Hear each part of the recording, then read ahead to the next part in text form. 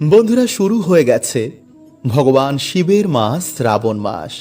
তাই অবশ্যই আপনারা শনিবার দিন এই সামান্য কার্যের মাধ্যমে বড় ঠাকুরের আশীর্বাদ নিতে একদম ভুলবেন না। কারণ মহাদেবেরই একটি অংশ হচ্ছে শনি মহারাজ। ফলে শ্রাবণ মাসের শনিবারে এই সামান্য সবজি খেলে, এই সামান্য ফুল পেলে আমাদের গ্রহ দোষ কাটে, আর্থিক ভাগ্য ফেরে এবং সৌভাগ্যের উদয় হয়। তাই শ্রাবণ মাসের যে কোনো শনিবার আপনারা এই সামান্য কার্য করতে একদম ভুলবেন না। বন্ধুরা, শনিবার হচ্ছে শনিদেবের বার, যিনি আমাদের সকলের কর্মফলদাতা। তাই শনিবার দিন কিছু সামান্য কার্যে শনিদেবের 7.5 কাটে এবং আমাদের জীবনে এসে পড়ে শনিদেবের বিশেষ কৃপা। এবং শনিবার দিন কোন খাবার খেলে শনিদেব বিশেষ প্রসন্ন হন, শনিবার কি খেতে নেই এবং শনিবার নিরামিষ খেলে কি হয়, শনিবার কোন জিনিসটি বালিশের তলায় রেখে ঘুমালে আমাদের সৌভাগ্যের উদয় হয়, এই সব কিছু বন্ধুরা আমরা আজকের এই ভিডিওতে জানব। তাই অবশ্যই কিন্তু আপনারা ভিডিওটি পুরো দেখতে ভুলবেন না। কারণ বন্ধুরা, এই কলি যুগে শনিদেব যদি রুষ্ট থাকেন তো জীবনে সকল কার্যে বাধা বিপত্তি আসে। আমাদের বাড়িতে অশান্তি, রোগ ব্যাধি, দুর্ভাগ্য, দরিদ্রতা, এমনকি নানা রকম সমস্যায় সেই ব্যক্তি ডুবে যায়। তাই এই মাসের বড় শনিবার বন্ধুরা আপনারা এই সামান্য কার্যগুলো করতে একদম ভুলবেন না। ওম কৃষ্ণাকাং বিদ্মহে রবি পুত্রায় ধীমহি তন্নো শৌরি প্রচোদয়াৎ। বন্ধুরা, শনিদেবের এই মন্ত্র উচ্চারণ করা মাত্রই মানুষের সকল দুঃখের নাশ হয়ে যায়। কারণ বন্ধুরা, এই কলিযুগের কর্মফল দাতা হচ্ছেন শনিদেব। তাই প্রত্যেকের জীবনে তার কর্মের অনুসার শনিদেবের বক্র দৃষ্টি বা তার করুণা সইতে হয়। শনিদেবের বক্র দৃষ্টি যার উপর পড়ে তার জীবনের সমস্ত অহংকার চুরমার হয়ে যায়। সে রাজা থেকে রাস্তার ভিখারিও হতে পারে। আর যার উপর শনিদেবের করুণা পড়ে তার জীবন সুখ সমৃদ্ধিতে ভরে যায়। তাই সত্য তো এটাই যে শনিদেব মানুষের কর্মফলের বিচার করে এই সৃষ্টির ভারসাম্যকে তিনি বজায় রেখেছেন। তাই তিনি সর্বদাই উচিত নির্ণয় করেন। তাই বন্ধুরা, আমাদের নতুন বছরের শুরুতে এটা জানা দরকার যে কোন ভুল করলে আমাদের ওপর শনিদেবের বক্র দৃষ্টি পড়তে পারে। এবং সাথে আমরা এটাও জানব যে কোন লক্ষণগুলো দেখে আপনারা বুঝবেন যে শনিদেব আপনার ওপর প্রসন্ন কিনা। আর যদি মিলে যায় তো সেই ব্যক্তি ভবিষ্যতে খুবই উন্নতি করবে। তাই বন্ধুরা, আজকের ভিডিওটি খুবই গুরুত্বপূর্ণ হবে। তাই অবশ্যই কিন্তু বন্ধুরা ভিডিওটি পুরো দেখবেন। আর এরকম আরও ভিডিও পেতে আমাদের চ্যানেলটি সাবস্ক্রাইব করতে একদম ভুলবেন না। আর কমেন্টে লিখুন হর হর মহাদেব ও জয় শ্রীকৃষ্ণ। বন্ধুরা, আমাদের ধর্মে শনিবারকে শনিদেবের বার বলা হয়। আর বড় ঠাকুরের ভক্তরা প্রত্যেক শনিবার শনি মন্দিরে গিয়ে শনিদেবের পুজো আরাধনা করেন, যাতে শনিদেব তার জীবনের সমস্ত দুঃখের নাশ করে দেন এবং শনিদেবের কুপ্রভাব যাতে তার ওপর না পড়ে। কিন্তু কিছু কিছু ভুলে বন্ধুরা মানুষ তার জীবনে নিজেই কুপ্রভাব ডেকে আনে। আসলে বন্ধুরা, এই কর্মগুলো শনিদেব মোটেও পছন্দ করেন না। কিন্তু আমরা না জেনেই কর্মগুলো করে ফেলায় আমাদের জীবনে এসে পড়ে শনিদেবের বক্রদৃষ্টি। আর সেই কর্মগুলি হল মদ্যপান, অসৎ সঙ্গ, জুয়া খেলা, পরস্ত্রী সঙ্গ, মিথ্যা সাক্ষী দেওয়া, অসহায় মানুষ বা পশু পাখির ওপর অত্যাচার করা, কারো পিছনে নিন্দা করা, মাতা পিতা গুরুজনদের অপমান করা, ঈশ্বরের বিপরীত পথে যাওয়া, নিজের শরীরকে নোংরা রাখা, এই সব কর্ম শনিদেব একদম পছন্দ করেন না। ফলে বন্ধুরা, ভবিষ্যতে বড় বিপদ আসার আগেই আমাদের সতর্ক হওয়া দরকার। কারণ বন্ধুরা, ভগবান শ্রীকৃষ্ণ বলেছেন যে মানুষের জীবনে কোনো কর্মই বিফলে যায় না।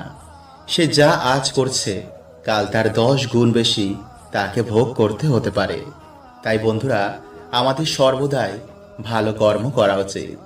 তো চলুন বন্ধুরা, এবার আমরা জেনে নিই যে কি লক্ষণ দেখে আপনি বুঝবেন যে শনিদেব আপনার ওপর প্রসন্ন কিনা। নাম্বার 1, যে ব্যক্তির ওপর শনিদেব খুবই প্রসন্ন সেই ব্যক্তির বাড়িতে মাঝে মধ্যেই কালো কুকুর আসে। তাই এমন ব্যক্তি খুবই পশু প্রেমী হয়। এছাড়াও বন্ধুরা, এমন ব্যক্তি খুবই অভিমানী হয়। তারা নিজের ক্ষমতায় জীবনে কিছু করতে খুবই পছন্দ করেন। ফলে যত বড় সমস্যায় আসুক না কেন, ঠিক কিছু না কিছু উপায়ের মাধ্যমে তারা তা থেকে বেরিয়ে যায়। এমন ব্যক্তি শনিদেবের কৃপায় খারাপ থেকে খারাপ সময়ে কখনো মনোবল হারায় না। এমন ব্যক্তি অন্যের সাহায্য নিতে বা জীবনে কারোর কাছে হাত পাততে একদম পছন্দ করেন না। নাম্বার 2, শনিদেবের কৃপা যার ওপর থাকে সে সব একটু রাগী হলেও তার মন খুবই ভালো হয়। তারা অসহায় মানুষ বা পশু পাখিদের সাহায্য করতে খুবই পছন্দ করেন। নাম্বার 3, শনিদেবের কৃপা যার ওপর থাকে তারা সোজা সাপটা কথা বলতে সব থেকে পছন্দ করেন। মানে কারোর সামনে এক আর পিছনে এক, এমন ব্যক্তি তারা নন। যদি কারোর কিছু খারাপ লাগে, অসৎ কিছু দেখলেই তারা মুখের ওপরে প্রতিবাদ করেন। ফলে এর জন্য তাকে বিভিন্ন জায়গায় সমস্যায় পড়তে হয়। কিন্তু শেষে শনিদেবের কৃপায় তাদের জীবনে আবার সুখ শান্তি ফিরে আসে। বন্ধুরা, আজকের এই ভিডিওতে আমি যে টোটকাগুলো আপনাদের জানাবো তার মধ্যে যে কোনো একটি টোটকা যদি আপনারা কালকের দিনে করতে পারেন, তো বন্ধুরা দেখবেন আপনারা শনি মহারাজের কৃপায় আপনাদের জীবন থেকে সকল বাধা বিপত্তির কেমন নাশ হয়েছে। আসলে বন্ধুরা, যদি আমাদের জীবনে শনিদেবের সাড়ে সাথী বা বক্র দৃষ্টি চলে, তো সেই মানুষটিকে বন্ধুরা বিভিন্ন রকমের সমস্যার সম্মুখীন হতে হয়। তাই বন্ধুরা, আজকের এই ভিডিওতে আমরা জানব যে সমস্যা থেকে আপনারা কিভাবে বাইরে বেরোবেন এবং কোন লক্ষণগুলো দেখে আপনারা বুঝবেন যে আপনাদের ওপর শনিদেবের সাড়ে সাথী বা বক্র দৃষ্টি চলছে কিনা। তাই অবশ্যই কিন্তু বন্ধুরা ভিডিওটি পুরো দেখতে একদমই ভুলবেন না।